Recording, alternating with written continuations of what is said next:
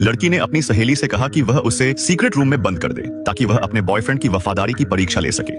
जब उसके बॉयफ्रेंड ने शीना के बिना बताए चले जाने का संदेश देखा तो चैंग भी दुख से टूट गया और उसने मान लिया कि शीना उसे छोड़कर चली गई है। हालांकि अंदर बैठी लड़की भी यही तो चाहती थी। उसने तुरंत पैरों की जंजीरें खोली और अपने बॉयफ्रेंड को देखने के लिए बेताबी से दौड़ पड़ी।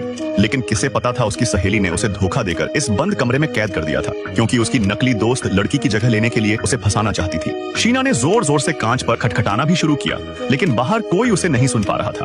उसने अपने बॉयफ्रेंड को बाहर जाते देख लगातार खिड़की को पीटना चालू कर दिया, जिससे उसके हाथ पर गलती से चोट भी लग गई। अब जब वह बाहर नहीं जा पा रही थी तो उसने पहले अपने घाव को बांधने और भूख मिटाने के लिए पुरानी इंस्टेंट नूडल्स निकालने का फैसला किया। अगले दिन शीना ने इंतजार करते हुए देखा कि उसकी सहेली आखिरकार आ गई है और उसे लगा कि उसकी दोस्त अब उसे बाहर निकाल देगी। लेकिन अचानक उसे कुछ गलत महसूस हुआ।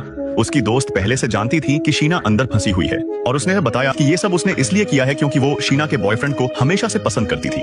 लेकिन शीना की सुंदरता देखने के बाद चैंग उसकी दोस्त पर कभी ध्यान नहीं दे पाया था, जिसके बाद शीना भी उसकी ये बात सुनकर गुस्से से पागल हो गई, क्योंकि उसने न केवल उसके मंगेतर को छीन लिया बल्कि उसे एक गुप्त कमरे में बंद कर दिया है। लेकिन सबसे बुरा तो तब हुआ जब कैली उसके बॉयफ्रेंड के कमरे की ओर बढ़ गई, जिससे कुछ गलत होने का अंदेशा होते ही शीना ने उसका पीछा किया और वही देखा जो वह नहीं देखना चाहती थी। उसका बॉयफ्रेंड और उसकी सहेली एक साथ थे। वो निराश होकर बस दोनों को अपने सामने देख सकती थी।